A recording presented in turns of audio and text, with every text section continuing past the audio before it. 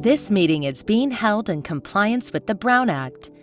SCAG offices are open for members of the public to attend and participate in person. Instructions for providing public comment have been provided in advance and are also included in the agenda packet. If a member of this body is attending remotely but is not at a location specified on the agenda, they may observe and comment as a member of the public, but may not participate in any member discussion or voting of this body. For all members participating remotely, please ensure your microphone is muted when not in use. Please state your name during deliberations and whether making a motion or offering a second. Any voting member or member of the public calling into this meeting by telephone can press *6 to mute and unmute. All telephone participants should identify themselves prior to speaking. SCAG encourages all members of the public to participate in its meetings.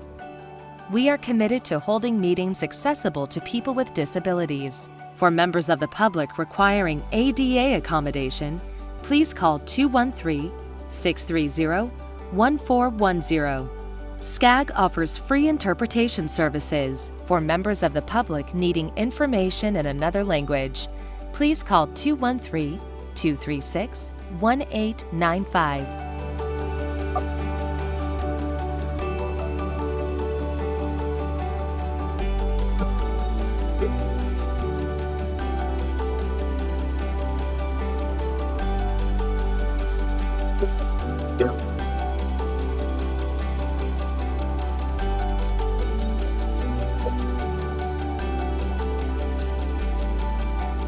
The meeting will now begin.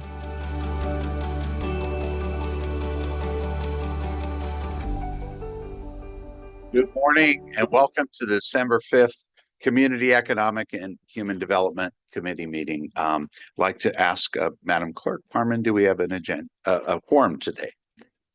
Have a quorum.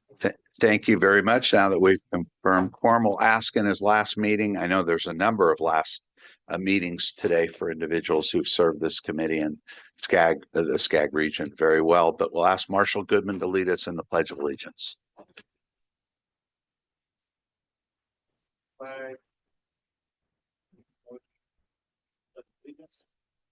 Pledge allegiance.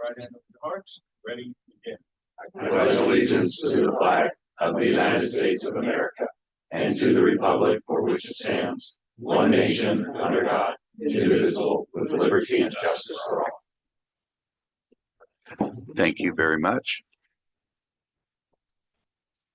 I will now open the public comment period of this meeting for any items not listed on the agenda. Staff, do we have any written public comments after the deadline of 5 p.m. on Wednesday, December 4th, 2024? Mr. Chair, we did not receive any written public comments after the deadline of 5 p.m. on Wednesday, December 4th, 2024. And I don't see any other individuals wishing to speak on this item in person, online, correct? Okay. Do we have any members of the public wishing to speak at all here? No. All right. I will now close the public comment period for matters not listed on the agenda. And is there anyone who needs to review and prioritize any agenda items here today? Seeing none, do we have any members of the public wishing to speak on any of the consent calendar items, including the minutes? Mr. Chair, I do not see any members of the public wishing to participate online or in person. Thanks very much. As a reminder, if a member of this body is attending remotely, but is not at a location specified on the agenda, they may observe and comment as a member of the public, but may not participate in any member discussion or voting of this body. In order to save time, if anyone wants to pull anything from the consent calendar, I will ask that we have a staff presentations first before moving to the roll call vote for the consent calendar. And is there anyone appearing remotely that is not at a listed location as identified on the agenda? Seeing none. No, sir, but hello, can you hear me? I hear a voice. Can you? Yeah, this is Annie Marshall, City of Avalon, and I'm remote.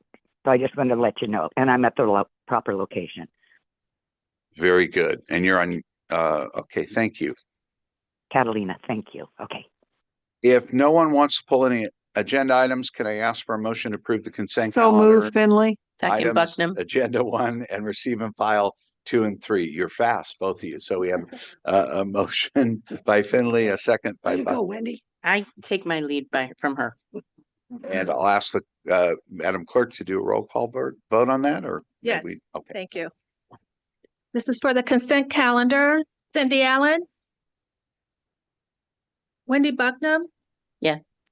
Don Caskey, Yes. Tanya Doby, Deborah Doris Parada, Lucy Dunn, Keith Ike, Yes. Bob Engler, Yes. Rose Espinosa,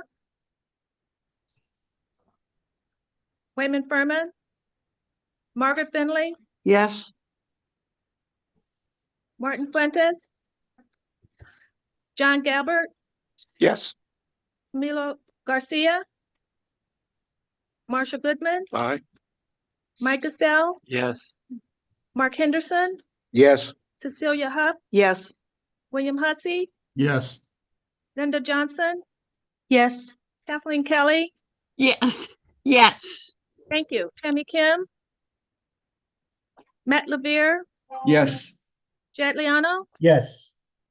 Carlos Leon, Annie Marshall, Yes. Andrew Maciel, Yeah. John Marish, Yeah. Joseph Marbito, Yes. Suzette Mullen, Yes. George Nava, Maricela Nava, Yes. Misty Perez, Freddie Puzza, Yes.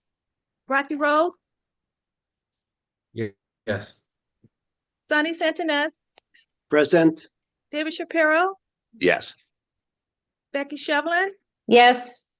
Mary Solorio, Helen, Yes. thank you, Helen Tran, Yes. Mark Warrenick, Aye. Equinetta Warren, Yes. Jeff Wood, Yes. Tony Wu, Yes.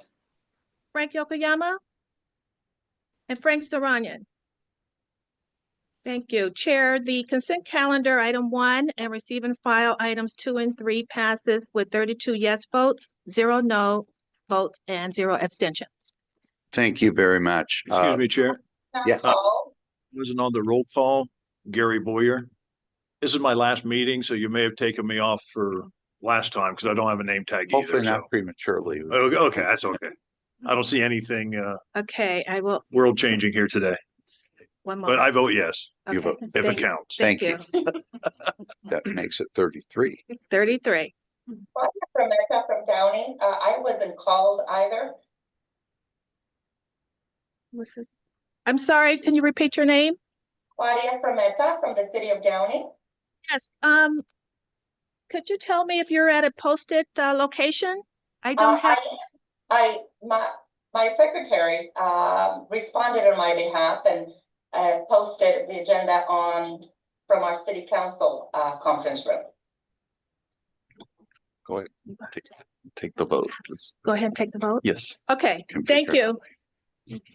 Chair, that's 34 All yes right. votes. Thank you. Are there any more votes? Okay. All right. Thank you very much. All right, we'll move on to information items. Number 4, the REAP 1.0 biannual report. Do we have any members of the public wishing to speak on this item? Mr. Chair, I do not see any members of the public wishing to participate in person or online. Okay, thank you very much. But this is an information item, and ahead of time, I'll let you know the presentations will be sent out to everybody on the committee. So you don't have to worry about that. You'll get the slide decks and presentations afterwards. In 2019, the Regional Early Action Planning Program grant, or REAP 1.0, allocated SCAG $47 million in one-time funding to help jurisdictions meet their housing goals and increase housing production. The program was the first time the state provided regional COGS funding to help local jurisdictions increase housing production. Although this program recently closed out, its success led to the creation of REAP 2.0, which provides continued funding to the regional agencies for programs that support local partners on meeting housing demands. Mayan Johnson, SCAG's Housing Development Manager, and Mike Dietz, SCAG's Housing Planning Supervisor, will provide an overview of the REAP 1.0 program and introduce a panel of grant recipients to highlight 4 SCAG funded REAP 1.0 projects. Our panel includes Joseph Diegas, Senior Vice President at Cosmot Companies, who will present the enhanced infrastructure financing district projects funded through this program, and Wells Lawson, Deputy Executive Officer of Joint Development at LA Metro, who will present the Partnership for Housing Acceleration Program.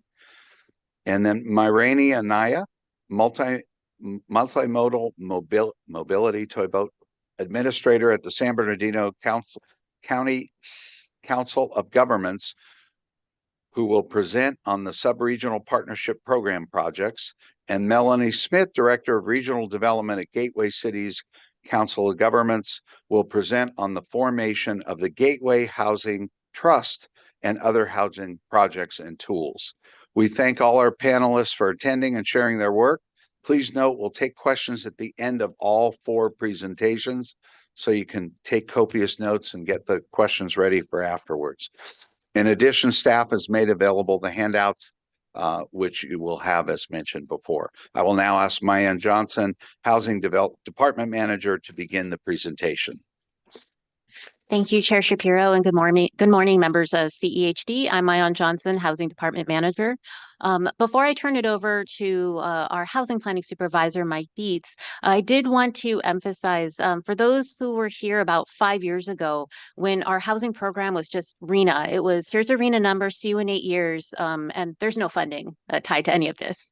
That the REAP 1.0 program allowed us, it was one-time funding at the time, but we went from $0 to $47 million almost overnight to develop regional programs to support local planning efforts to increase housing production. So I just want to emphasize the importance that the state has looked at the COG, the regional level, to support local governments as well. And so as we look forward to REAP 2.0, as Chair Shapiro mentioned, it was so successful, there became a REAP 2.0 that we increase that we continue that conversation at the regional level to support local governments.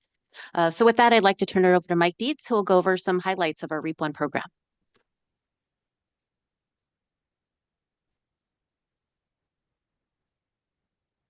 Thank you, Mayan. Mr. Chair, committee members, thank you for your time this morning. I'll go ahead and dive right in. So the REAP 1.0 program, I think most people are aware by now, but the gist of it was it's aimed at increasing housing and accelerating housing production. In total, we funded over 100 projects throughout the SCAG region, $47 million spread out across member jurisdictions.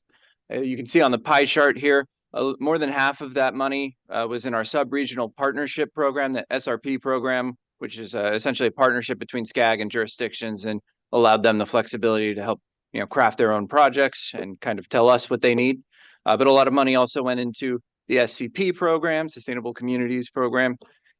We spent almost $4 million on TOD and priority growth strategies. You can see the pie chart here, but as Mayan mentioned, money that simply didn't exist before, and now we're able to invest it in local communities throughout the region. Some REAP 1.0 metrics, but before I dive in here, I do want to qualify the numbers you see under the impact on housing production column. That most of those are just general regional totals from 2020 to 2023, but we do attribute a lot of that success to the REAP investment. The rest are self-reported by the district. So you see almost 450,000 units submitted in the pipeline. Over 100,000 of those are affordable. And we've got 65 pre-approved plans designed or pre-approved already, and that includes ADUs. In terms of engagement, we hit almost 1,500 stakeholder meetings and events.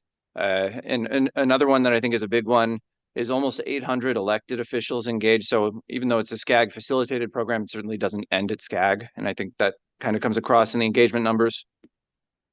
For innovative zoning strategies, we've got 7,100 sites inventoried and rezoned. We understand with the 6-cycle RHNA, certainly a lot of work to do, and I think it comes across when you see over 7,000 sites inventoried and rezoned. And then another one I like to point out is on our technical assistance for total tool downloads and website hits, almost 200,000. So I think that does a good job of showing, the tools we created through the REAP program are actually useful. They're being downloaded. People are going to the website to see how they can be used, and I think that there's a success story there as well. Some lessons learned. So, I think the overarching goal of the REAP program is just building long-term capacity to address housing issues throughout our region. But we have learned some specific lessons through that. I think the first one is perhaps the most obvious. It's also, I think, maybe the most important. But we have, as a COG and MPO, we have our RTP SCS, Connect SoCal. It's got strategies, which is all well and good. But I think this program kind of emphasizes the need to put money behind those strategies. If we want to get to implementation, actually helping to fund those strategies is going to be our best bet. The importance of capacity building, both staff-wise and jurisdiction-wise, so SCAG and external. As has been mentioned, we have REAP 2.0 now, and I think we're positioned much better to handle those projects and succeed in them because of the work we did in REAP 1 to build capacity. The value of incorporating community voices and partners throughout the planning process. I think pretty much everything in planning kind of leads me back to this idea that we're not social engineers. We work by and for the community we represent. So I think that really came across in the REAP program. Regional diversity, I obviously don't need to explain this one to everyone, but the SCAG region is huge. It's incredibly diverse. We've got some very rural areas. We've also got Los Angeles here, downtown LA. So, I think lessons learned across how do we account for that regional diversity and build it into the projects. Maintaining flexibility to account for fluidity. This is a big one. Things change for any number of reasons, whether it's funding or just the community's needs have changed. So now the project needs to change. I think we've learned about building in some flexibility into that and just accounting for that as we design our projects. And then the last one I'd point out is best practices for administering housing funding. I personally think this project really shows that there is an important role for a regional entity between local jurisdictions and the state. I think if you imagine how it would have worked without SCAG, it would be pretty unwieldy to have money, 47 million going out straight to the jurisdiction. So I really think it highlights the need for regional help there. Some best practices. One thing that I think we tend to think worked really well is setting up an on-call services, a bench of consultants, essentially. We had consultants set up across 5 disciplines, and through them, we executed 28 contracts. It's over $7 million. The TA model, technical assistance model, I think is also a clear success where SCAG procured on behalf of grantees. And I think that's really important because it helps grantees who may be under-resourced or have a little more limited capacity to grow out and procure themselves. They have fewer staff members or whatever it may be. I think there's a clear success there in terms of SCAG taking on some of that burden. And then smaller scale, but I think just something that's really interesting, really cool is we had a regional collaboration on an ADU project. We colloquially we call it the mega ADU project, but it's 3 subregions: OCOG, Gateway Cities, and VCOG.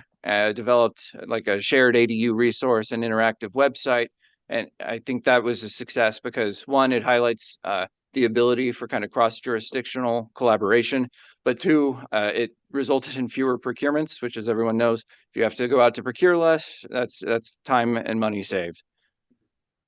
For REAP 1.0, partnership and outreach highlights going into our call for collaboration program. We funded 15 CBOs. This was new territory for SCAG as well. The idea of partnering with philanthropic organizations and then investing in nonprofits and CBOs.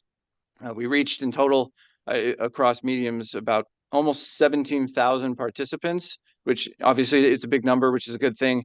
But one thing I would highlight there too is it's not just a big number, but we're also reaching people who may traditionally not participate in the planning process. We've talked a little bit about how diverse the SCAG region is, and I think reaching the diverse people who make up the SCAG region is very important. So I think that's one success for the call program.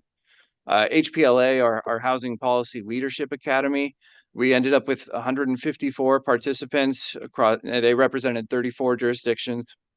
And one thing that we think is a success out of that is members, some of them have already came to us and just said that, they plan to continue building on, the lessons learned and everything they got out of the Academy program. So obviously, building leadership is a good goal, and seeing it, develop further beyond the Academy, I think is the best you could ask for, really.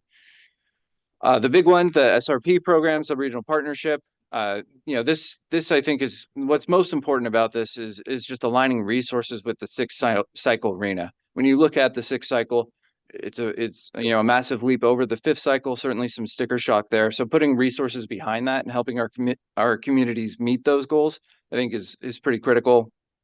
One other thing that I would note is it also allowed neighboring cities to work together to address common barriers to housing. So the idea that housing is a regional issue, it doesn't just stop at your city limits or your county boundaries.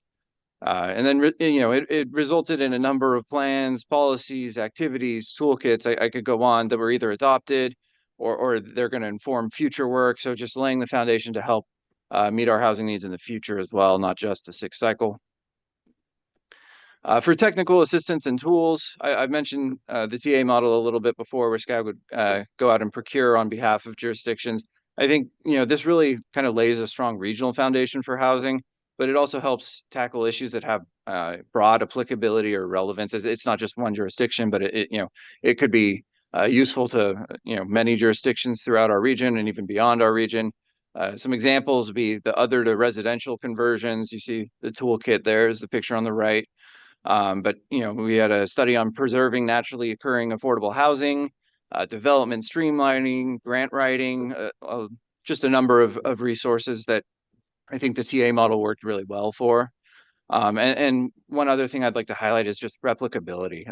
A lot of the themes we see out of these projects were they're obviously they're useful to the jurisdiction that undertook the project, but also that someone else could come in, look at what has been done, apply those lessons learned, and replicate it going forward. So it's not just a one and done, which I think is pretty important. I also do want to point out we got some awards through this program. So the other residential project got 2 awards for APA Los Angeles and APA's California chapters. And then the development streamlining project got an award for Association of Environmental Professionals, their California chapter as well. So good to see recognition there. Some transit-oriented development work.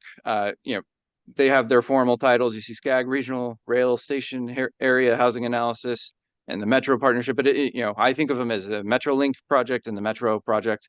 For the MetroLink project, we had 9 cities voluntarily participated, and it just helped to identify sites and parcels within those member jurisdictions boundaries that could serve to meet their RHNA allocations. Looking at their zoning and specific plans, if they had specific plans, potential modifications to their zoning code, and just coming back to what I think is now a best practice that's widely accepted. If you have a transit station or you're served by a major transit provider, it makes sense to focus housing there. And then our partnership with LA Metro, we funded strategic plans to accelerate housing as Metro aims for their goal of 10,000 housing units by 2031, I think. And we funded 3 projects there: a joint development strategy, a community collaboration for equitable housing acceleration, and an innovative housing solution strategy. I think one key takeaway from these projects is just this is a bit of uncharted territory, but the idea that a major transit provider and their influence can also help be one potential aspect to working on our housing crisis as well. So I think the partnership there through LA Metro, through MetroLink, and in theory, other transit providers is very important. The Sustainable Communities Program, specifically our HSD, which is the Housing and Sustainable Development Program. We provided resources and direct technical assistance to 25 jurisdictions. We saw 7 EIFD studies across the region, which we're going to hear more about from one of our showcase speakers in just a minute. To date, we've already seen Covina and UCAIPA actually successfully develop these EIFDs, which enhanced infrastructure financing districts. So, they'll have the potential to fund housing production, public facilities, infrastructure, parks, so on and so forth throughout these districts. And, on top of that, we saw 13 objective development zone standards, 4 permit application improvements, 40 process improvement tools. I could go on, but the idea of basically you make the process a little smoother, a little more streamlined. On the developer side, you're eliminating uncertainty, you're giving them a better idea and a quicker time frame for getting permits. And then just on the housing side, some more streamlined projects means more projects get through, and we're creating housing for people to live in. I'd like to go ahead and pause here for any questions before we dive into project highlights. Does anyone have questions? Actually, Mike, we're going to take questions at the end of all of the presentations. My apologies. Then I'll go ahead and turn it over to our first speaker, Joe Dieguez with Cosmont Companies. Excuse me.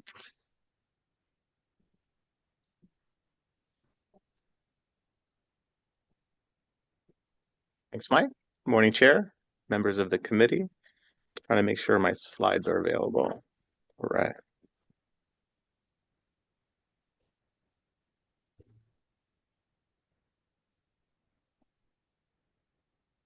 I'll just start while the slides come up. So I'm Joe Dieguez with Cosmont. Good to be with you all. For those not familiar, Cosmont is a real estate, public finance, economic development advisory firm serving cities and counties throughout the state. Also private sector entities. We've been privileged to provide services to a number of SCAG communities in the REAP 1.0 program. Cosmont's been around since 1986. I've been with the firm for about 14 years. I lead a practice group within the firm that is all about infrastructure investment. And in alignment with REAP 1.0 goals, sort of infrastructure investment for sake of catalyzing private sector investment, whether it's housing development or other forms of real estate development. That's really the purpose, thereby generating fiscal revenues for your public agencies, employment creation, housing production, especially as it relates to REAP 1.0. So I'll talk about in a minute more detail some examples of what that all means. One of, not the only, one of the key tools that public agencies have to do that sort of catalytic infrastructure investment is tax increment financing, or TIF. It's not new, it's not unique to California. 49 of 50 states have it. California's had it sort of on and off for 75 years. And members of CEHD may be very familiar, so I'm just going to be super brief about this. When we say TIF, it's not a new tax. Tax increment financing is not a new tax. You as a community may be designating some portion of your community within a specific boundary. And what you're saying as a city or potentially county or both in partnership, you're saying almost like a retirement account. You're going to be putting aside some piece of your future property tax revenue within that specific boundary into a separate fund that would be earmarked for infrastructure investment. So it's a very powerful signal to the private sector, to grant providers, et cetera. So when we say TIF, that's what we're talking about, not a new tax. There are lots of different flavors. There's too many to cover in today's short presentation of what tax increment financing looks like in California today. The ones that were funded with the REAP 1.0 program were in this graphic to the far upper left, the Enhanced Infrastructure Financing District, or EIFD. Out of all these options, it just tends to be the most flexible in how you spend the dollars, how you define your boundaries, how agencies can partner together. So for that reason, we see most of those. I did just want to point out one of the other ones, the Climate Resilience District in the darker green. That's the newest one in this whole toolkit. We see it sort of rising in popularity given the emphasis on climate resilience and sustainability in California. Very familiar. Happy to talk more about it in Q&A. We expect to see more and more of these as a flavor of tax increment financing in California. So what I mentioned earlier, how are you catalyzing private sector investment with infrastructure? How does REAP 1.0 intend to accomplish that? So what we often find is a holdup. Perhaps you see this in your communities. A holdup to shovels getting in the ground and improvements going vertical is infrastructure being in place to support that private sector investment. Sometimes it's just water, sewer, power infrastructure that's necessary to get more dense residential development, perhaps in a downtown infill. Maybe it's just public amenities like open space, water features, childcare facilities, libraries, just amenities that the market knows need to be there for folks to actually want to move in to a blended use community. In a lot of cases, we're seeing increasingly, it's about climate resilience. No one is going to build or can get insurance in a fire zone without wildfire prevention in place or flood control prevention. So it's by addressing these critical infrastructure needs that these financing tools are seeking to catalyze or unlock that private sector investment. So there's just some examples of what we mean by catalytic infrastructure. So why were communities going after this in REAP 1.0? Why are other cities and counties throughout the state looking at these sorts of financing tools? A lot of it is just straight ROI, return on investment. It's about, if we don't solve for this flood control issue or this water, sewer, flood control issue, we're not going to see any new development. We're going to see, zero growth in property tax or sales tax or TOT to our general fund. So in order to make that happen, we've got to make some deliberate investment into these infrastructure improvements. So a lot of it is straight dollars and cents return on investment. And then usually the conversation comes, all right, what else? It's also then about employment creation, higher road jobs, housing production, especially affordable housing production, and just solving for deficient infrastructure. The second reason why we see communities doing this or pursuing it, whether it's REAP 1.0, REAP 2.0, or otherwise, it's the ability to attract yet other people's money. It's the fact that if you as a local agency or a city or county are implementing these tools, you're sending a very important signal to grant providers, as an example, at the state and federal level, who are prioritizing applications from folks who are more serious, who are setting up a dedicated legal entity in one of these financing districts for the sole purpose of funding this infrastructure. So you as an agency become sort of this magnet for other public money. That's how we say OPM. Those are two reasons, ROI and attracting yet other money. Quick snapshot, we're at about 30 of these fully formed across the state. SCAG has had a large role in funding many of these through REAP, and even before REAP, our most recent here in LA County, Mr. Woods, wonderful city of Lakewood. That was last week. That was number 30 in the state. And so many of these are different. Some of these are transit oriented in nature. Some of them are mall reimaginations. Many of these have a housing focus, especially the REAP. And then we've got cities doing this alone, like Covina and Yucaipa. We've got counties doing this alone, like Imperial County, which we'll talk about. We've got city counties partnering, 7 of these so far, which we really like. Cities and counties partnering on these sorts of things for infrastructure that catalyzes investment that benefits all taxing entities, or at least the cities and counties.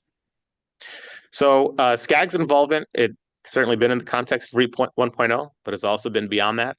Mike mentioned that there were 7. These are the 7 that were funded through REAP 1.0. Some of these were full, look at the tool, look under the hood, does it even make sense? And then if it made sense, some of these were funded all the way through actually putting the district in place, like in Covina and Yucaipa. Some of these were just, does it even make sense, sort of a feasibility analysis, like in County of LA, City of LA, LAC USC Medical Center campus, or in the San Pedro neighborhood of the city of Los Angeles. Those are a different one within the city, the Hollywood Walk of Fame. Our firm didn't work on it, but it was also funded as part of REAP 1.0. 2 that I will talk about, Barstow and Imperial. So city of Barstow, a lot of it was about how to take advantage of some incoming multimodal transportation improvements and benefit the rest of the community. I'll go into that one in a minute. And then County of Imperial, we'll see multiple non-contiguous areas throughout the county, each with their own sort of theme, and with the emphasis of, again, unlocking private sector investment in that context, more of an industrial, renewable energy type play. So they're also different even within the REAP 1.0 profile. And I did just want to give an honorable mention to a couple of these on the bottom here. Even before REAP 1.0, SCAG has been in the game of helping local agencies with capacity and technical advisory. And it was the first city-county partnership in the state was a SCAG project with the city of Placentia and County of Orange, formed 5 years ago now in 2019, really paving the way for cities and counties to partner. And then the first unincorporated county, sort of a county doing this on its own without a city, was a SCAG-funded project in the county of LA, in the West Carson community. So also different. Just with the few minutes I have, I did just want to highlight a couple of these. Yucaipa was mentioned a couple of times. This is a financing district boundary of about 1,400 acres. It's large, about 7% of the city in terms of its acreage. The idea here was the most of it, this bottom kind of blue polygon, is a freeway corridor specific plan area, an area that has a huge housing focus, hence the REAP funding across a variety of product types, income levels, and a lot of it is there's nothing there today. There's the water, sewer, parks infrastructure, libraries, a lot of this core infrastructure that is needed for that specific plan to even have a shot of being developable. There needs to be a funding mechanism in place. So lots of analysis was prepared from our firm on how many units, what does that mean in terms of fiscal revenues, jobs, and a lot of it, we have the last bullet point here, it was just sort of straight dollars and cents. If you're a city like Yucaipa and you're basically, restricting some piece of future property tax, you're not going to do that unless there's a positive ROI, a general fund net fiscal positive. And so we saw that, and that was a key sort of variable that determined, how big was the boundary, how much and how long would the district remain. That's just one example focused on a large specific plan area. Imperial County is one that I mentioned. So unincorporated county alone, county doing this on its own, different in its focus. We've got 3 areas here, which you might be able to see in red. One of them, maybe you've read about it in the news or seen articles about it, the Lithium Valley area, also known as the Northern Resource Study Area, an area with immense potential for lithium, renewable energy, various forms of industrial development, a huge area, just that box alone, over 40,000 acres. But key infrastructure gaps. Again, water, sewer, flood control, utilities to service those types of operations. There needs to be a funding source in place to have those private sector entities comfortable moving forward. That was the key emphasis here. And then to its south, another specific plan area with a blend of commercial uses, and to the farthest south, smaller red boundary known as the Gateway to America specific plan area, a bit more of a blend, housing and other uses right at the border. Each of these, the common theme is solving for an infrastructure gap to help the private sector actually move forward, shovels in the ground, going vertical with buildings. And then the last one that I was going to touch on briefly was Barstow. Here we are. Larger district, a lot of the impetus for City of Barstow looking at this and pursuing the REAP 1.0 funding was the incoming Barstow International Gateway multimodal rail facility. Massive, massive investment by BNSF. And ability for this city to capture that somehow. How can you translate that investment by this rail entity into positive community economic benefits within the city? And a lot of that is to make sure if something's going to happen, that the infrastructure is in place so that sort of value capture can actually happen, whether it's residential development across product types, but also commercial, hospitality, otherwise. So this one, not yet formed. Council has taken this resolution of intention and is continuing the path, but has not yet fully formed this one. So my last 2 slides, first on lessons learned. So that's the theme of this. What we've been finding in our REAP 1.0 work and otherwise is it sort of helps to start from the bottom up. What are you actually trying to solve for? What is the actual infrastructure that's holding things up? Is it a flood control improvement? Is it utility capacity among a downtown urban info site? Start with just what's needed, because all of this is a balancing act between serving your general fund as a local agency and funding critical infrastructure. So focus on what the need is, what's that dollar amount, what's that nut that needs to be cracked, and work backward from there. How large does your boundary need to be? How many dollars need to be allocated over what duration? So really work from there. I know it sounds intuitive, but it hasn't always been the case. Include potential partners. So our favorite versions of these are multiple agencies partnering together. And what we've been finding, again, perhaps intuitively, is if you're a city going down this path, the outreach to a potential partner like your local county, early and transparently, goes a long way, versus coming up with a solid business plan, in your opinion, let's say as a city, sort of a fully baked cake, and then you approach the county as a partner. It may feel too late to have that county's input integrated into that business plan. What we've been finding works better is in the earlier stages. Hey, I'm a city, I'm working on this plan to catalyze housing and other development. These are my ideas. Are you interested, county? What sorts of things might make you interested? Third one, very important and perhaps, again, intuitive to this group, having a project champion at each level of local government. If you're a city going forward alone, we find there needs to be with their mayor or council member leading it. But particularly if you're going to outreach to another entity like a county or a fire district or a water district, having someone not only on staff, but at the elected official level, let's say a supervisor, to help champion it to the other supervisors on the board, goes a long way versus relying completely on staff alone to push it forward. Defensively analyze public agency and community return on investment. That means we can't be painting these pie in the sky images like if you do this, oh, the whole city is going to build out within 10 years. You'll solve all your RHNA allocation targets within 5 years. No, it's got to be realistic. Otherwise, your elected officials, your staff, certainly your community members will call you out on it. Have some actual numbers to defend. How many units can actually be absorbed with or without this investment? What's actually realistic? What is the real estate market telling us with actual analysis? That leads me to the next point, the realistic but-for test. It can't be, if you do this thing, you get all this great stuff. If you do nothing, nothing at all will happen. That's not believable either. To say that if you as a city or a county don't do this financing district, that nothing at all is going to happen, that can similarly be viewed quite skeptically and legitimately so. So maybe it's some development, but maybe it's not as dense. Maybe it's not as fast. That sort of thing. Maybe it's not the blend of uses that you as the public agency want, but it's necessary to be realistic about it. The but-for test, what would happen but for this tool. And then second to last, incorporating planning that incentivizes desired land uses. That's key. So these districts work quite well when they're overlaid with a TOD specific plan or a master plan, community master plan that actually has what's the targeted zoning. And it tends to be that the more dense stuff, the more dense product drives increased property values, which is the key funding capacity sort of currency for these tools.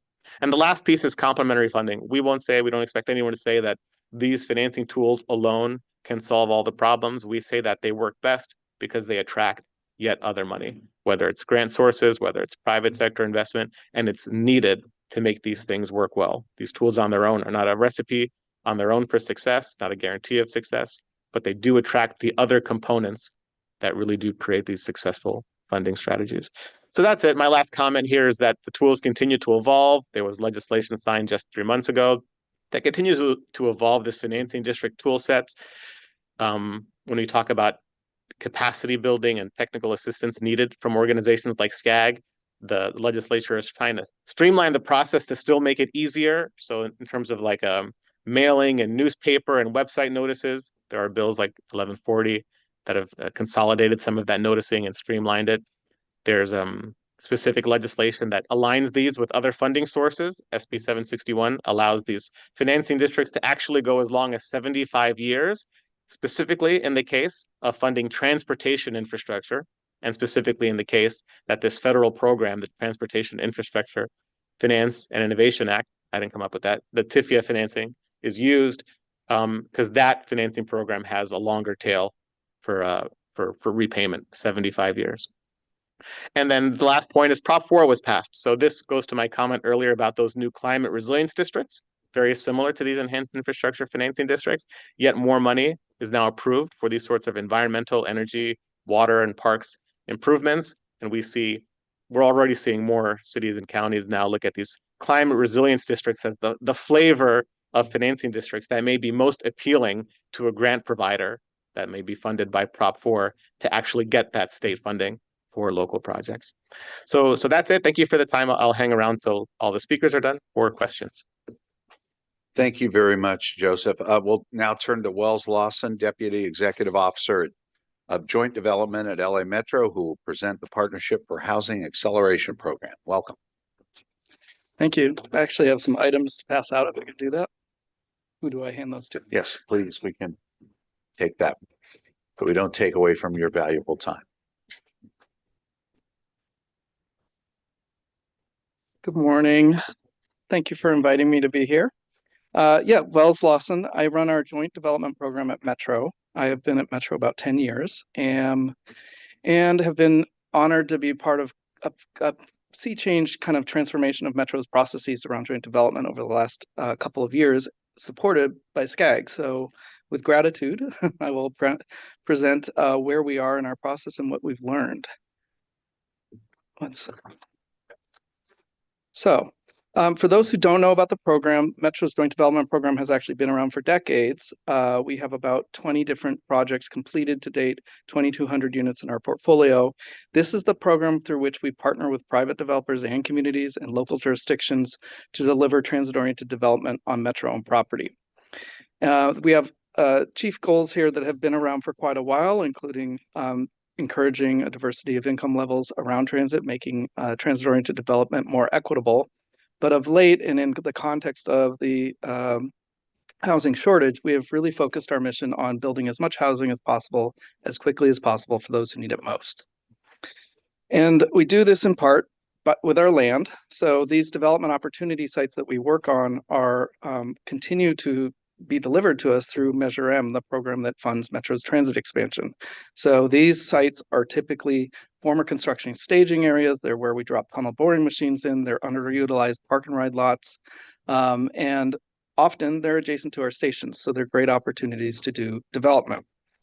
So we have the land. Then the next piece was redoing our policy in 2021, which really led us to leveraging the REAP funds.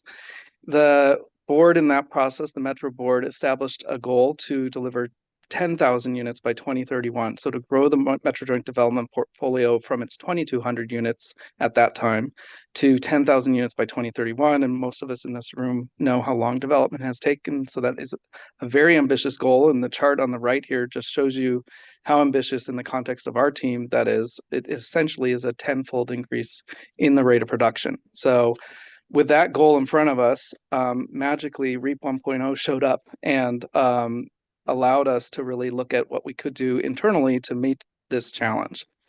And so the pieces, the tools I'm going to review today, the central piece of which is the Joint Development Strategic Plan, and that's the summary of which is in your handout there. Also, for those of you online, you can go to metro.net/JD, and you'll find this down at the bottom of the front page there with a summary, a story map summary of the same plan.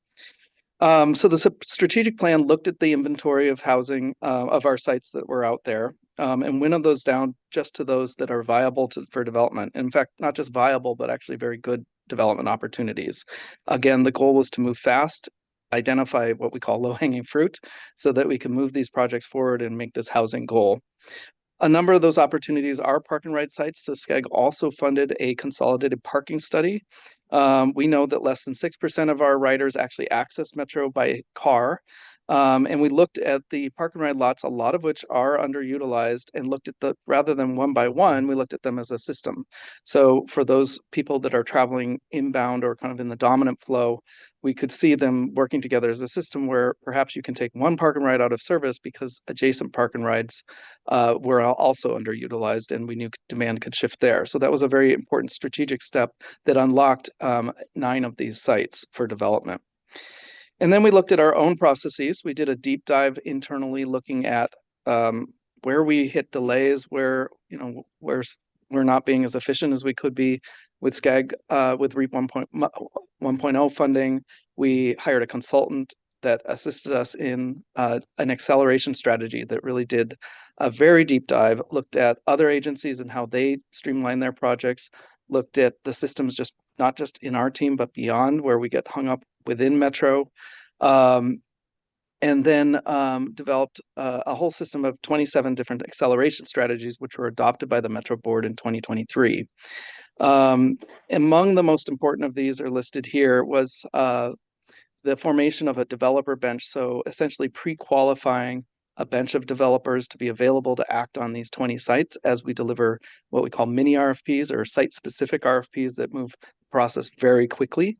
We had targeted outreach rather than going out to communities and only saying, what would you like to see at the site, and being very vague about it. We were very clear. These are housing sites. This is a part of our 10,000 unit program. We want to work with you to understand how these projects can best serve your community, what the ground floor looks like, what the architecture looks like, how we can create open space and benefits for your community. So it's much more focused. We also created a series of legal documents, which is boring, but very, very important and allows us to move quickly. They're template documents. And internally, we set up a task force. So a lot of what we do in the joint development program is make sure that we're preserving and protecting Metro's transit infrastructure for the benefit of the patrons. So to do that, we created a dedicated full-time set of 3 people who are only looking at adjacent and Metro joint development projects day in and day out, and can make decisions very quickly and turn those drawings around much more quickly, because that was one of the areas we were getting hung up.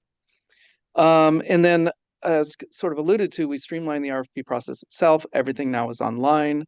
We very much took a hard look and reduced the requirements so that the submittals are faster, so that our development partners who have already, again, been pre-qualified can dive right in. We can move in negotiations and start working with communities to design and entitle the projects.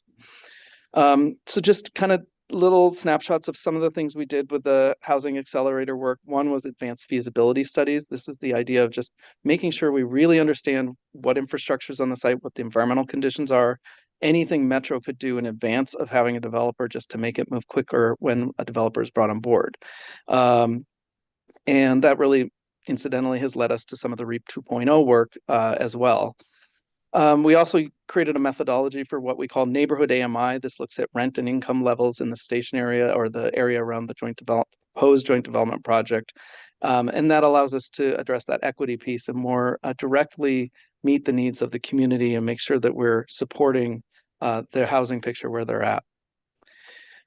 We also leaned heavily into technology, and you may not see much of it, but internal to the team, we completely have revamped our systems from top to bottom, and that really tied in with technology. And the technology may evolve, but the processes and systems that we set up are critical and really are helping us move much faster.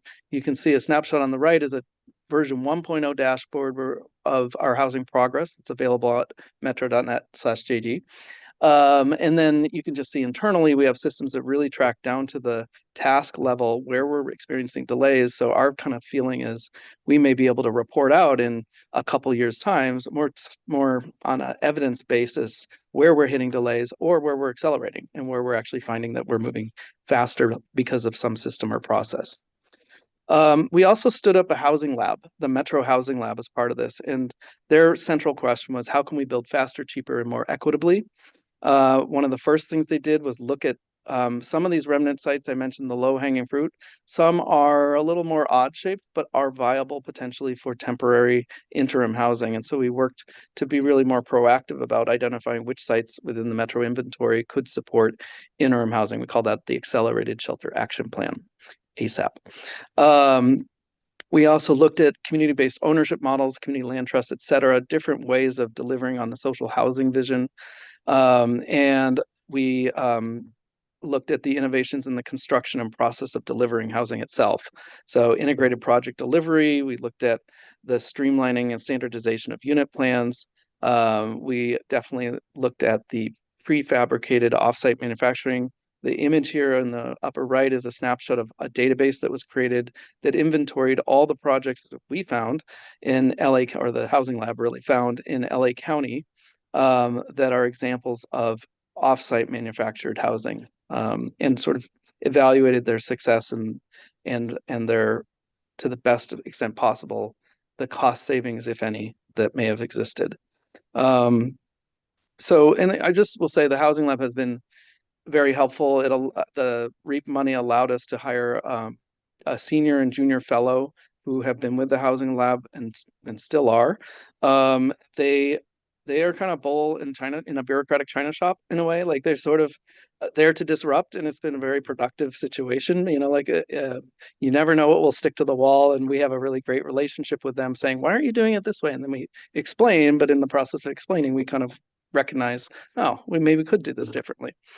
And I'll just say, kind of in short, the work that they've been doing all together, they kind of honed in on 3 strategies: teamwork strategy, process strategy, and delivery, that they believe when taken together can accelerate or result in as much of a 20 to 30% time and cost savings in delivering projects.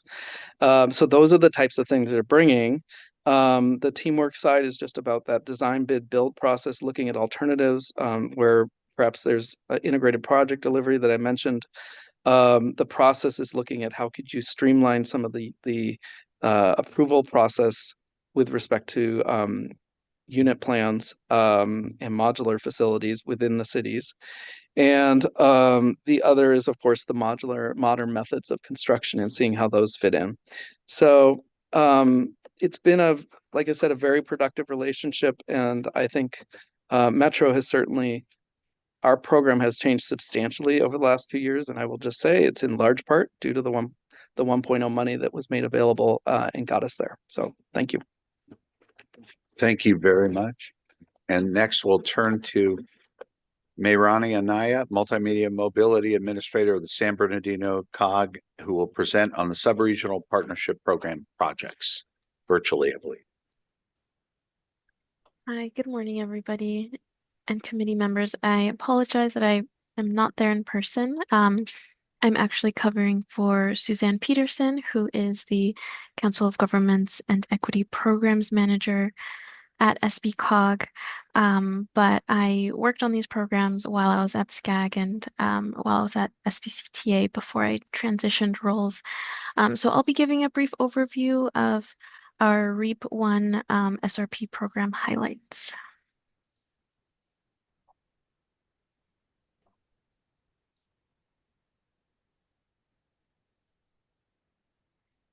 So here's an overview of the tasks that SBCTA completed through the Subregional Partnership Program, the most notable being providing local technical assistance to our jurisdictions, providing an ADU toolkit and pre-approved plans, and an SB 1000 equity toolkit, which I'll go into detail in my slides.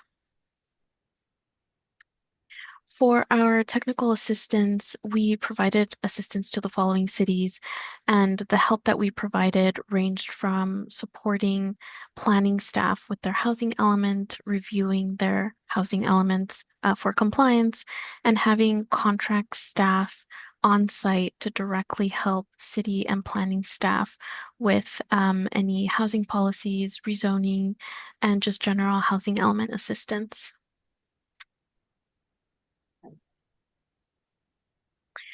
And so when we reached out to our cities regarding REAP 1, asking for what they needed, one of the things that came up was that they needed assistance with how to consider ADUs within their housing elements. So we worked directly with HCD to find an appropriate way to calculate ADU capacity for housing elements, which resulted in a capacity analysis that established a baseline for which ADUs can be counted towards their RHNA during the 6th cycle. So SBCTA also created objective design standards to encourage the design and construction of ADUs that would really fit together with the city surroundings and demonstrate a high standard of quality. And SBCTA also created a report that provided data analysis and a program toolkit that helped jurisdictions in facilitating ADU production and streamlined local guidance for ADU standards.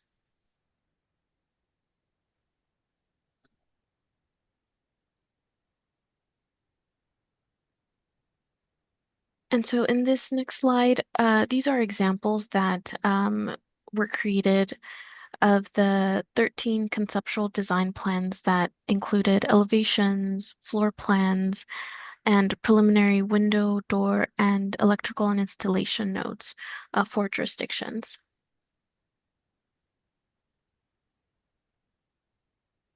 And another notable project that we completed, which also won an APA Inland Empire Chapter Award, is our SB 1000 Equity Toolkit.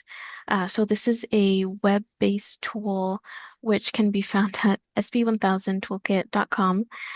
So it's San Bernardino County specific, but it has information that anybody could use, and it's available to the public.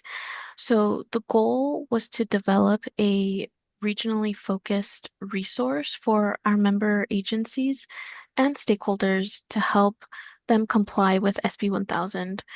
So we met with various stakeholders to receive input, including the former State Office of Planning and Research, OPR, and the Office of the Attorney General, Bureau of Environmental Justice. And I'm sure everybody's aware, but just to give a very, very brief background on Senate Bill 1000. So it recognizes that the planning profession has the power to influence health and equity outcomes in communities and requires local governments to identify any disadvantaged communities in its jurisdiction when two or more elements of its general plan are being updated.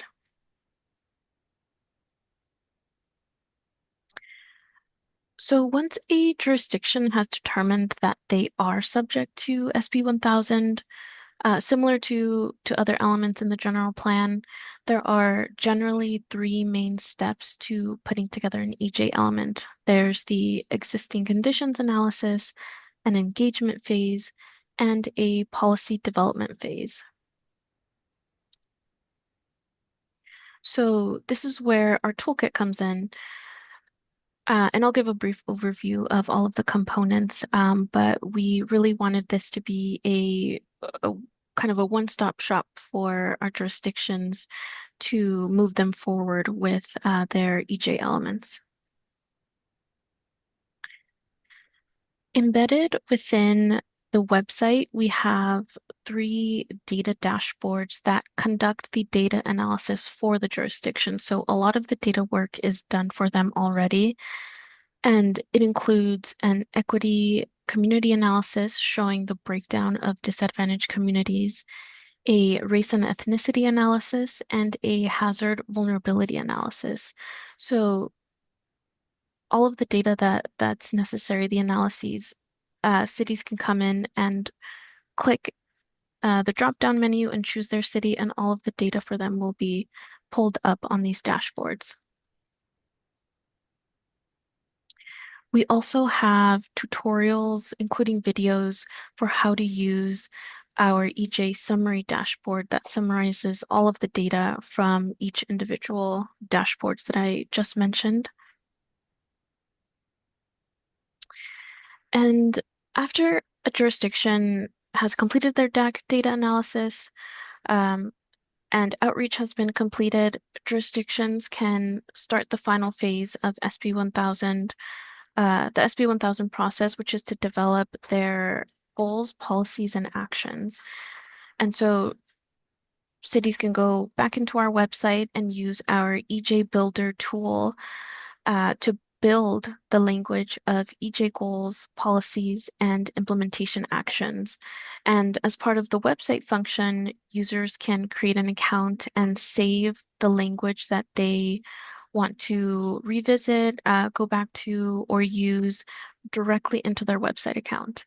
So we've tried to make it interactive for users.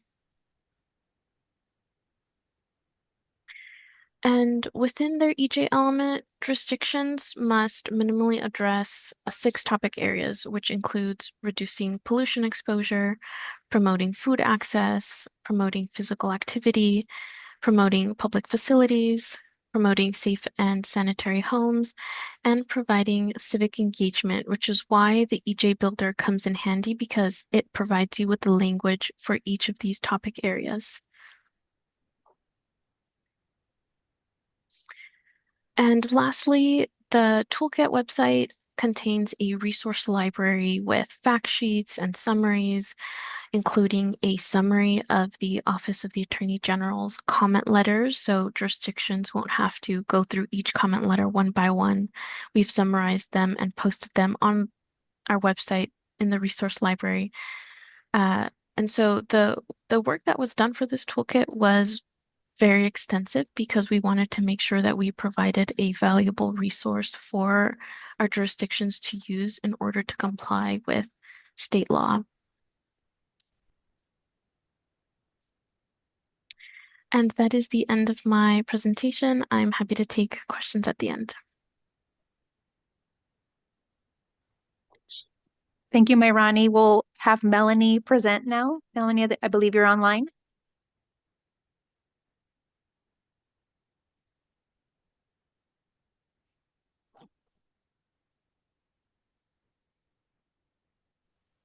Good morning, everyone. I hope you can see my slides and hear me, and I apologize for not being there in person myself. Can y'all hear me?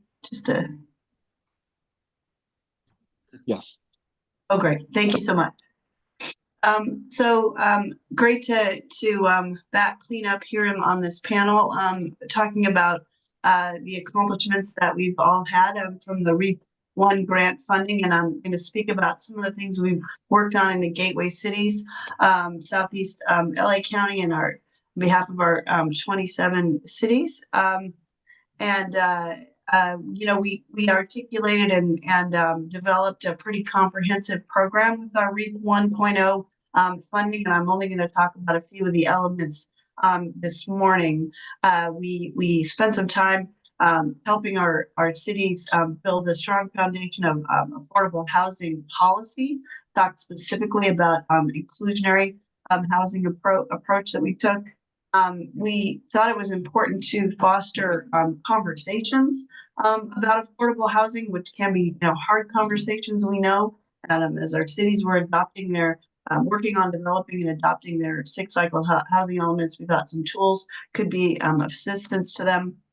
And then, of course, we're all interested in the big, the hardest nut to crack of all, more funding to create more of affordable housing. So we'll talk a little bit about our affordable housing trust fund that we were able to establish with REAP 1 funding. So first, just a little bit about the policy initiative that we undertook.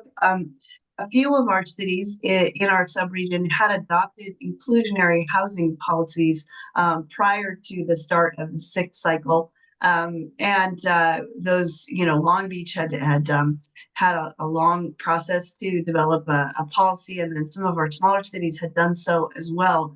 And thought it would be helpful to take a sub-region-wide look at the potential of cities adopting ordinance that would require a percentage of affordable housing to be developed as market rate housing projects were developed in their jurisdictions. And we thought it was useful, and we didn't really think this had been done, couldn't really find any examples of when this had been done, but to look sub-region wide, because many, housing market economic forces are similar within the sub-region, but they're not the same.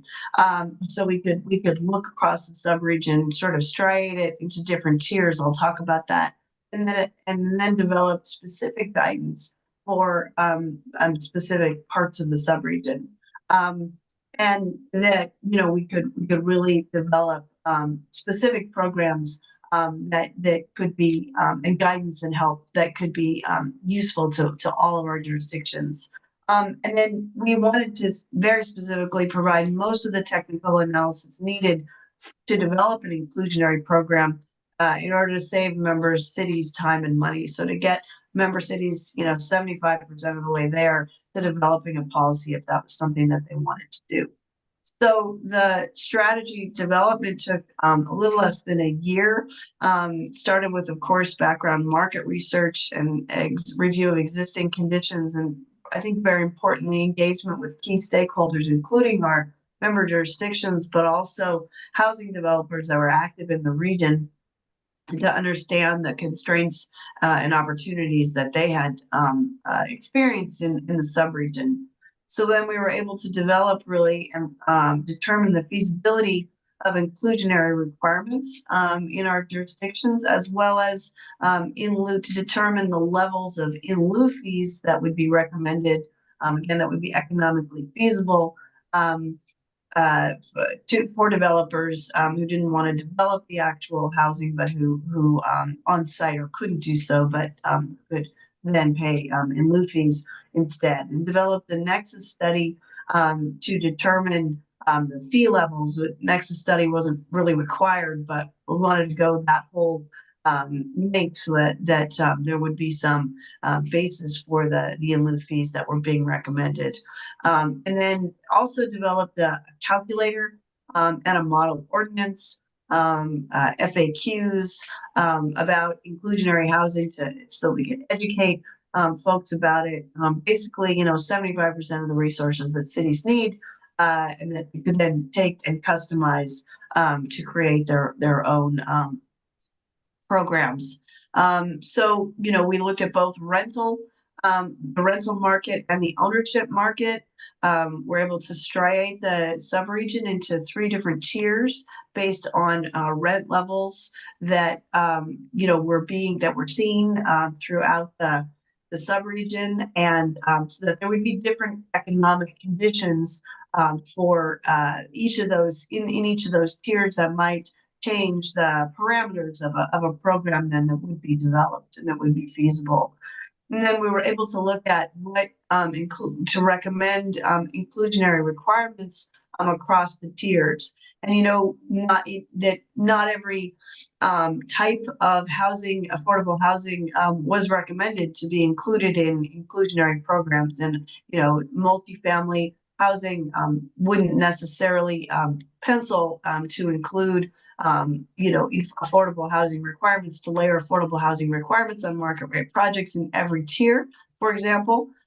Whereas a townhome product that's in sort of the middle of this chart in the darker purple, inclusionary housing might not yield as much, but affordable housing, but could be economically feasible in every tier. And then single family housing, not certainly the lion's share of the market in our subregion, but could be economically feasible to layer on in a couple of the tiers. So we were able to prepare all that information, as well as I said, that was already mentioned, we were part of the, what was it called, the Mega ADU project with Orange County COG and Ventura. And as part of that work, a number of different model housing ordinances were prepared to help our cities develop ordinances that were needed as conditions change, as legislation changes in the state, and to address current housing related issues.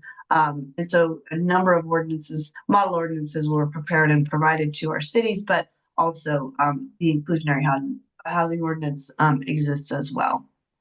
And then, in terms of other tools, we mentioned, having put together a set of FAQs around inclusionary housing, and that we thought was critical to help people have the conversation about the tool and the technique, and figure out whether it was right for every community.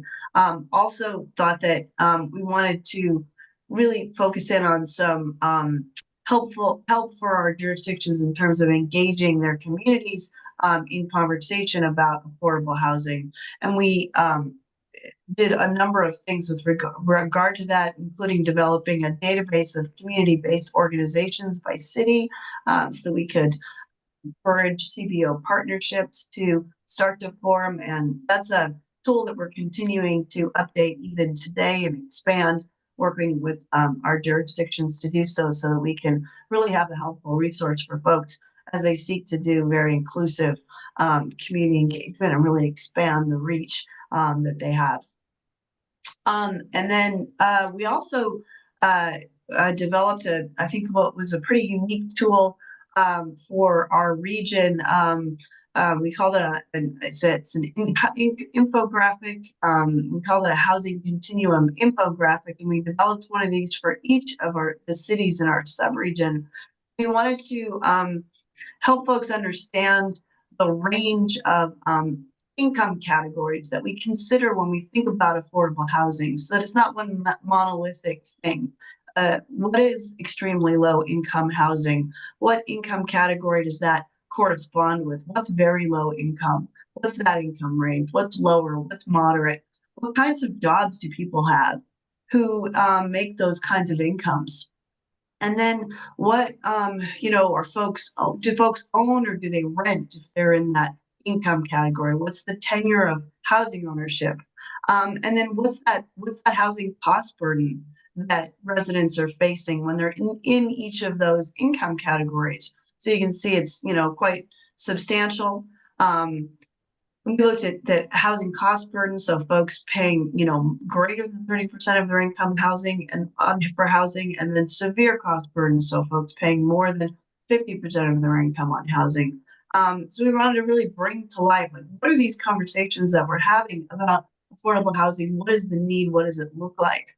And And then what proportion of housing in each of the income categories is overcrowded. This is an issue that, particularly plagues our subregion. And so wanted to, again, depict that in a way that was, we thought, understandable for folks, and to really bring these issues of affordable housing and the why are we doing this and who are we serving to life. So just examples of the housing continuums infographics that we prepared for each of our cities. But then last but not least, want to spend a few minutes talking about how we seek to bring more funding for more housing into the subregion. And we, our cities, many of our jurisdictions were interested in pursuing the notion of an affordable housing trust for the subregion. And so we set aside funding to develop a feasibility study for that. And we determined, working with a consultant, we determined that that was feasible and it was something that our cities desired to do. And so on Valentine's Day, February 14th of 2023, we formed a new joint powers authority. A few of our founding key founding members, Artesia, Paramount, and Lakewood. And then we were able to secure just over $4 million in seed funding from the COGS allocation of LA County Measure M funding through the Homeless Initiative. And so that was really what got us up and running. We then were able to develop a trust board, 7 elected officials, including one of your members, Councilmember Greg Wood from the city of Lakewood, and 2 affordable housing experts. And a key for our subregion was that we ensured diversity in the geography of the subregion. So we wanted members to represent the entire subregion, and also diversity in city size. We've got cities from the size of Long Beach, mid-sized cities, and very, very small cities. And there was a concern that we may ensure that there's a broad representation of our cities. So we are very pleased that membership has quickly grown in the Affordable Housing Trust, and now 19 of our cities are members, and we are going to be on a push here in the next few months as we kind of think, as we're thinking ourselves of entering into a next era of work of the trust to get that to 100% membership, and I'm sure our membership will certainly increase soon. So with, refunding in that first formative year, our 9-member board met 5 times. They approved bylaws, policies and programs, 2 NOFAs, which notice of funding availability, which I'll talk about in a moment. We were able to develop the Gateway Cities Affordable Housing Trust website, and the link is there on the screen, and able to develop and submit a number of funding applications, including to SCAG for REAP 2 funding. And we're very happy that we were awarded $5 million to develop a pre-development revolving loan fund for the trust, and that's some work that's going to be going ahead shortly. We proposed made a funding application to the state HCD for local housing trust fund. $5 million in matching funds. We're still awaiting the outcome of that application this year. Last year, we did not receive that funding last year, but applied again this year. Hopefully we're well established enough to qualify for that, waiting to see what happens there. And then we've been able to receive some excess PLHA funding, unallocated PLHA funding from LA County in a couple of different tranches of funding. And so we're able to apply for that again in the period in which we were working under REAP funding. And then to talk specifically about our first 2 NOFAs, these are providing gap financing for new affordable housing that's going to be developed in the Gateway Cities region. And our first NOFA in 2023, we were able to award just nearly $4.5 million in funding to 2 projects. and it will result in funding for 34 extremely low-income housing units. And then in our 2024 NOFA, we had an exponential increase in applications for funding. And so we had 10 applications for 18 million in funding. We were able to award over 5.7 million to 4 projects then in our second year. So the totals, we've to date able to provide gap funding for 94 units of 667 total affordable units in the projects. And those are in Montebello, in Downey, in Signal Hill, and in Long Beach. And diversity, I think, in geography, and again, in city size, is going to be, I think, important to our membership going forward in terms of the kinds of projects that we award. What's, I think, really significant is that we identified over 4,500 affordable housing units in the pipeline in our subregion. In the last time we reached out to our cities to develop our pipeline, January 2024, and we're going to be updating that annually. I think this is really significant as we think ahead and we think about the demand for funding that we have for affordable housing in the subregion. We are excited about the future, not just the REAP2 funding that I talked about, but with the passage of Measure A in LA County, funding to be sent through La Casa, our new LA County Affordable Housing Solutions Agency. It can come to the Trust for Affordable Housing Production. We're excited about that more sustainable source of funding that can support us in the future and continue to allow us to do good work in this space in the subregion. And with that, I'll conclude. Thanks so much. Thank you very much. Excellent reports, great information. Thank you to staff. I will now entertain comments from members of the CEHD committee. I'm sure there are plenty. I will start with the Honorable Tanya Doby. I don't even need a card up. That's because you can see me scribbling furiously. So what if I have questions for several presenters? Go ahead, one at a time. Okay. All righty. Well, Please. my first question, and thank you. That was my mind is significantly blown. So thank you. It worked better than my coffee. My first question, the first or the fourth presenter could actually answer. I'm wondering about the outreach specifically, like how specifically are you reaching out to the cities or the entities or whoever you're giving these resources to?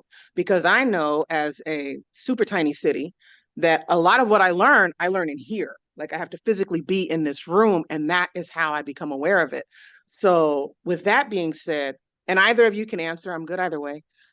How specifically are you reaching out? Like, are you reaching out in a big convoluted email that you have to weed through, which I know as a council member, I honestly, frankly, I'm not necessarily going to do? Do you reach out to our city managers? Do you reach out to our development department? How specifically are you reaching out? That's my first question. Melanie, may I suggest that you tackle that question? Thank you. Thank you. I'm happy to. I hear you, and I know that is such a challenge. We reached out at a number of different levels, in many of the different ways you mentioned, from reaching out at our COG board level, so at our elected officials level.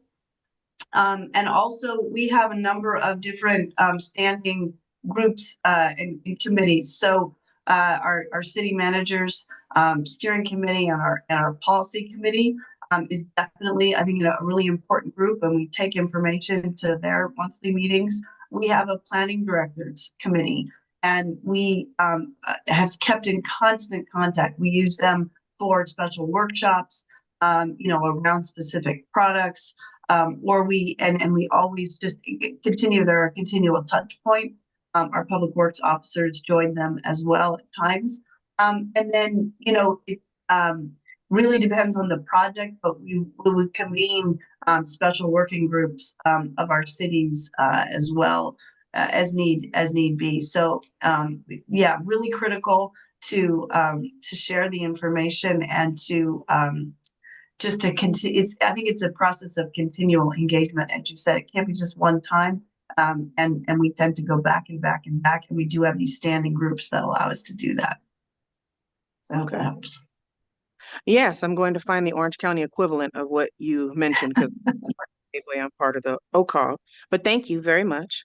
My next question is for the Cosmont representative.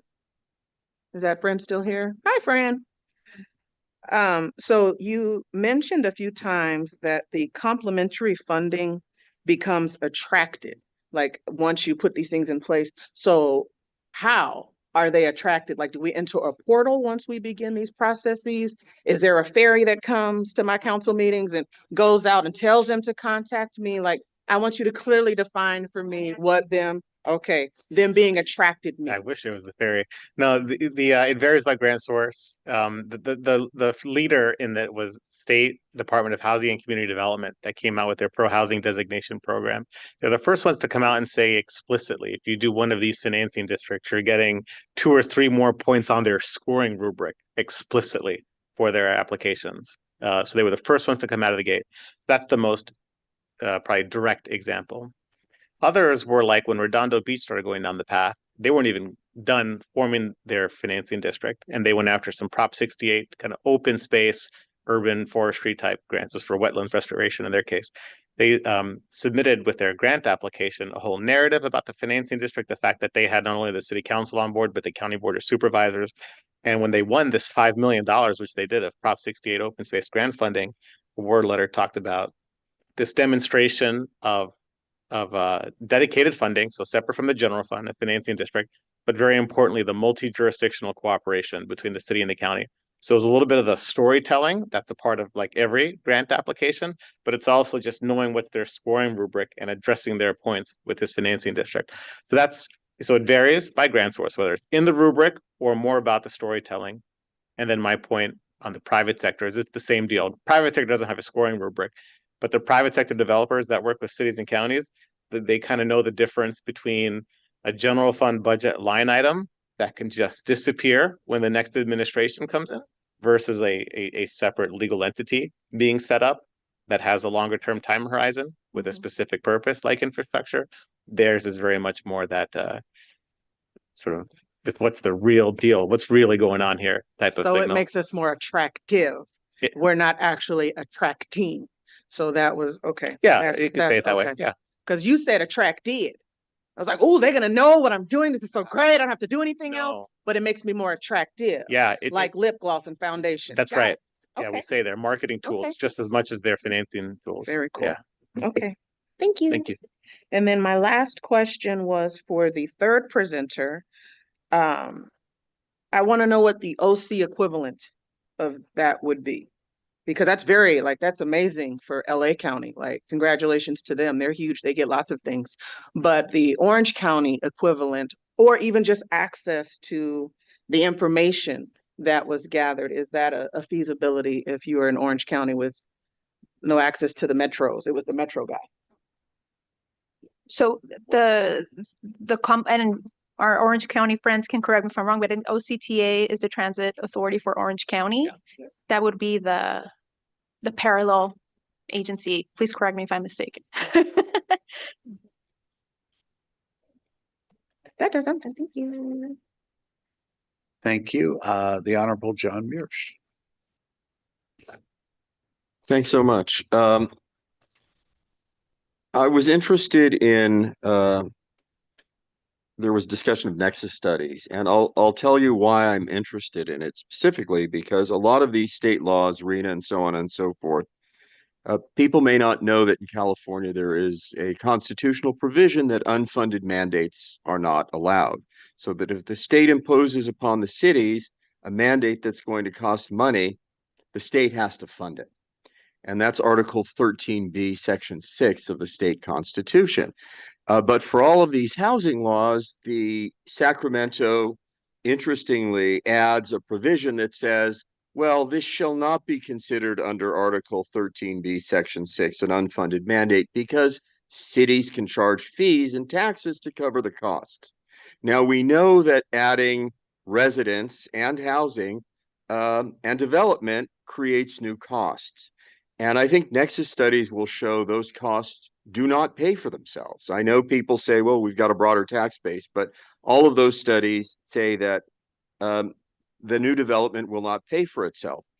So a nexus study that is going to actually fully load the actual cost to cities of additional infrastructure, of the police and fire, of additional parks, of additional housing, because we know that market rate housing itself creates an incremental need for more affordable housing. It's going to show one thing, that it's really, really expensive to run a city. I think everyone here who is on a city council understands that it's not cheap to run a city. So wouldn't having nexus studies for each of our cities that actually reflect the actual costs, wouldn't that be a good thing? But on the other hand, you might say the costs are going to be so high, it's going to scare away development. I guess the answer to that is it will show what the real costs are, and we should all be looking for the state to fund that if the state does want and demand that the cities increase population and density. So what is it that we can do with a nexus study? What is it that we expect to do, that you expect to do with a nexus study? I'd be very interested to hear that. Thank you. Just for clarification, are you directing that to a specific presenter or there was the someone staff? who mentioned specifically nexus studies. I forget who it was. One of the presenters. I think that was me, Melanie from Gateway Cities COG. I was mentioning it more narrowly, I think, than the point that you're raising. We talked about the fact that we did a nexus study to look at the as we recommended, as our consultant recommended, in lieu fee levels that cities might build into their inclusionary housing programs should they adopt them. So we were looking at a study that would back up those levels of fees that cities might include in their programs should they choose to do that. Perhaps stepping on a landmine here, we are, in our subregion, we are a collection of many small cities, and we have the distinction of being particularly low property tax return cities. Many of our cities are contract cities who get extremely low property tax return. And one of our other REAP-funded studies was a partnership with California Forward to look at the particular impacts of developing housing on our cities who have, I think, special fiscal considerations. But that's a whole subject probably for a different day. It is a concern for many of our cities, and there are so many benefits of building housing, as we all know. But there are specific municipal finance considerations, particularly for low property tax return cities like ours. Well, not just that, you have to pay for ongoing costs of police and fire, public safety. Many of our cities, that's more than 50% of our general fund. You have to pay for additional affordable housing that's a result of market rate. You need more parks, more schools, and all of that. So I'm suggesting that I think that if we want to have sustainable cities that we can fund going forward, it's absolutely necessary to look at the actual costs of running a city and figuring out how that's going to be funded. And I agree with you, a nexus study or whoever your consultant was is a good way of doing it. If you're really going to cover all of the costs, I think some of us may get sticker shock about how expensive it is. But since you're with a COG, you represent cities that understand that it's really expensive to run a city. It's not cheap. And I think that's something we all have to deal with. Thank you. Thank you very much. Next, the Honorable Wendy Buckman. Just really quick, thank you for the presentation. I have a question on the, sorry, I had just had it up, but I always get very interested in the questions that come from my colleague across the way here. One of the questions that I wanted to ask on the LA Metro and the housing sites, you answered the first part of my question in your presentation that those are owned by LA Metro. But one of the questions that I had is, thank you so much, were those sites included in the housing element for the city of Los Angeles? I don't know. The sites are, a lot of them are zoned public facilities by their nature, within the general plan and then within the zoning. And so that's just sort of how we approach them. But we are no different. Metro is no different than any private entity. We have to work with the developer to entitle it, et cetera. Like we don't have any land use authority that's different than the cities. So we work through the cities every time. And these are all sites that you own that are not currently residential occupied in That's another right. way. They're Okay. either a fenced gravel lot or a park and ride, Got it. basically. That's So, that's great. Yep. Okay, well, that was one of my questions because that would be key to carrying that idea forward to other Right. transportation OCTA, right. areas. Mhm. So thank you. Okay. Thank you very much. And seeing no other in-person, actually saved by the bell, saved by the former chair, the Honorable Frank Yokia.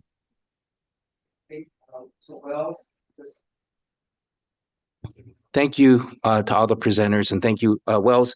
So regarding Metro's existing 10,000 home commitment, please have a similar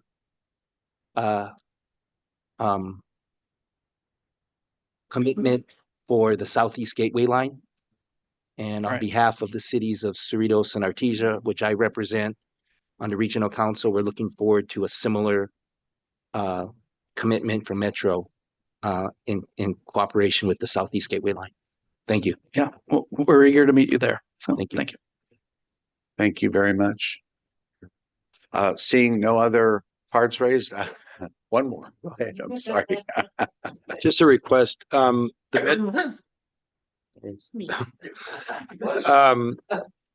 Metro brochure, it didn't make it all the way around the room. Could we get a scanned copy of that for all the members? We will email it out with the presentations to all of the members, All right, definitely. thank you. Thank you. Good point. And I'm afraid to say it, but no other cards present. So we're going to go ahead and go to virtual comment, virtual hands raised. And you're all dedicated. You're all here. You give your time. Thank you. Thank you. And thank you. And here's proof of that. The vice chair, Honorable Rocky Rhodes, has his hand up at 3 or 4 in the morning, whatever time it is, wherever you are. So. Thank you, Chair. My question is for Joe. For all the presenters, thank you very much. It's good to see the good work that was done in the first go round. TIF funding is maybe a more specific question, but do you see that is usable if you have a mixed use project? Specifically in our city, we have a commercial project that will have housing associated with it. Do you think that the TIF funding is a possible way of building out the city's infrastructure piece? Yeah. Thank you, Mayor Pro Tem. Maybe you're talking about Simi Town Center, if I had to guess. Maybe. Yeah, maybe. We'd say so. So some of our work, like in Lakewood or early work in Buena Park, and some of these other areas where you have some existing commercial centers with potential for something like new residential improvements that do represent significant upticks in assessed value. We do think that they work well. It's not as straightforward as vacant land because you do have an existing tax base there where you're talking about encumbering some piece of the future growth.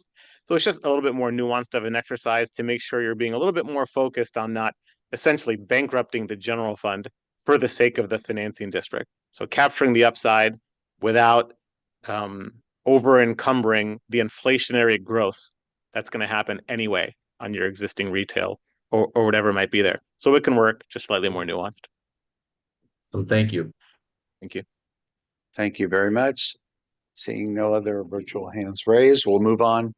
Okay, I can't say that. Yeah. The Honorable Kathleen Kelly.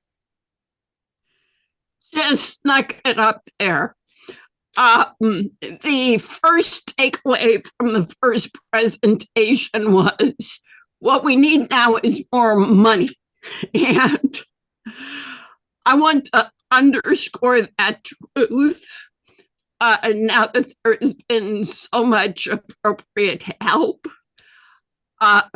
in technical preparedness, the fact that state tax credits are awarded competitively tells us that good projects are not being funded.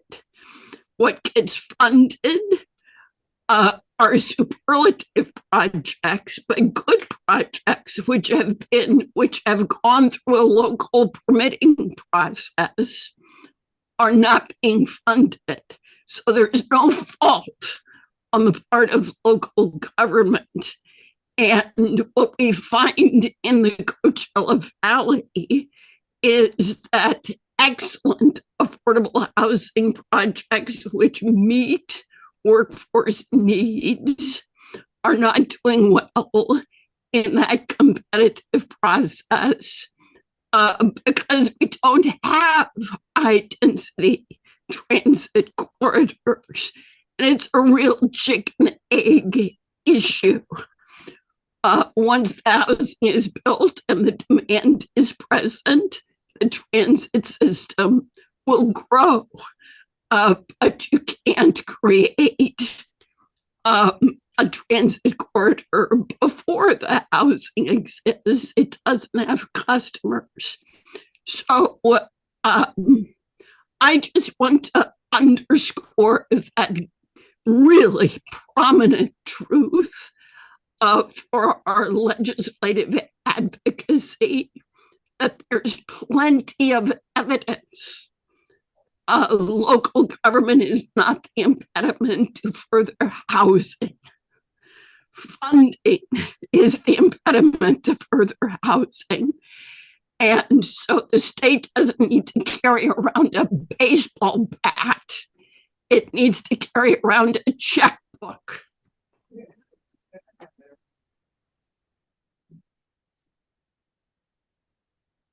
All right, thank you for the reports and the great questions and comments. Move on to the chair's report. The Racial Equity Early Action Plan final update was released. Earlier this month, SCAG released the final update on its Racial Equity Early Action Plan, its guide for sustaining SCAG's regional and organizational leadership in the service of equity and social justice. The update marks the end of a 3-year process which started with the adoption of the Racial Equity Framework in May 21 with then President Rex Richardson that established overreaching goals and strategies to advance racial equity through SCAG's policies, practices, and activities. The final update provides a summary of each of the 32 early actions included in the plan, detailing accomplishments and laying the groundwork for a sustainable approach to equitable planning for the long term. As I said, I wanted to acknowledge we have a number of members who have served and given of their time and provided great input to this committee and to SCAG in general. I want to recognize the outgoing members. There are quite a few. It'll be hard to fill their seats and their contributions. First, George Nava from Brawley, who is not here. Okay. We'll applaud at the end then. Next, Bobby Duncan from Yucaipa, Tammy Kim from Irvine, and virtually we heard from Kathleen Kelly, Palm Desert, many, many years of great service. Camila Garcia from Calexico, thank you. Gary Boyer of Glendora, and Marshall Goodman of La Palma. Let's give them a big round of applause.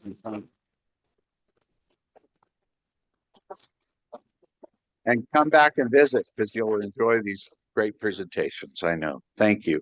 I also want to wish everybody this is our last meeting of the year, a happy, healthy holidays, whether you're celebrating Christmas, Hanukkah, Kwanzaa, Orthodox celebrations, and everybody, hopefully New Year's. Be good to each other, be safe, and let's hope 2025 is a year full of great ideas and lots of peace. So thank you very much for all of you. You can say money. We'll move on to the staff report. Jonathan Davis. Thank you. Good afternoon, Mr. Chair and members. SCAG is hosting its 60th annual regional conference and general assembly on May 1st through May 2nd, 2025 in Palm Desert. It's already around the corner. Please come celebrate SCAG's Diamond Anniversary by joining us for this unique opportunity to gather with local and regional leaders and collaborate on solutions for mobility, housing, the environment, and our economy. If you are interested in learning more, please visit SCAG's 2025 Regional Conference and General Assembly website. And if you are interested in any sponsorship opportunities for this event, please contact SCAG Special Events Producer Perla Lopez at lopezp@scag.ca.gov. Thank you. Thank you very much. And I'll ask if there are any committee members who wish to make any announcements at this time. Anyone online? Nope. Seeing none, we will adjourn. Our next meeting is not until February 6th, 2025. Got to get used to saying that. It will be a joint policy committee meeting. So we will be together in the big room with our other, is it traffic? Transportation, environment, energy, and yeah. All of them. Okay, great. So happy, healthy New Year's to everybody. Thank you. Meeting adjourned.